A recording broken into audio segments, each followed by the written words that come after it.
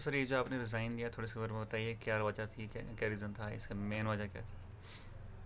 मेरा रेजिग्नेशन देने का वजह ये रहा, मैं लीगल असिस्टेंट अपॉइंट हुआ था जनवरी 2006 अगस्त 2016 में लॉ डिपार्टमेंट में।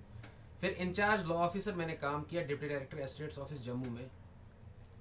लेकिन मैंने एडवोकेट जैसा डिग्निफाइड प्रोफेशन अपने उस लॉ ऑफिसर वाले प्रोफेशन को नहीं पाया। एज एन एडवोकेट मैंने 2011 से काम किया है डिस्ट्रिक्ट डोडा के मुख्तलिफ कोर्ट्स में। एज एन एडवोकेट इंसान किसी भी तरीके की खिदमत कर सकता है आवाम की, और इंसान के बोलने में, इंसान के लिखने में कोई रोक टोक नहीं होती।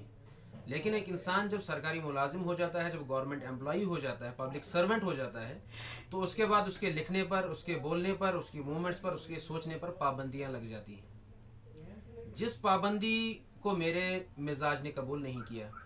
तो अल्टीमेटली मैंने जून 2017 में रेजिग्नेशन दे दिया, वर्बल रेजिग्नेशन। कल मुझे लॉ डिपार्टमेंट सेक्रेटेरिएट जम्मू से एक मैसेज आया कि आपने वर्बल तो दे दिया है लेकिन अभी तक आपने रिटर्न रेजिग्नेशन नहीं दिया है, लिहाजा आप रिटर्न रेजिग्नेशन दे दीजिए। तो कल फिर मैंने रिटर्न रेजिग्नेशन डिपार्टमेंट को सबमिट कर दिया। मेरा ये जो रेजिग्नेशन है ये किसी को देखकर नहीं है या किसी और पर्सनैलिटी से इंस्पायर्ड नहीं है।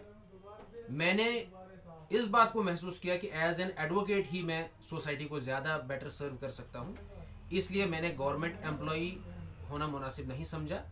अब कल मैंने फाइनली अपना रिटर्न रेजिग्नेशन दे दिया, और रिटर्न रेजिग्नेशन देने के बाद एज एन एडवोकेट ही मैं अपनी सोसाइटी को सर्व करूँगा।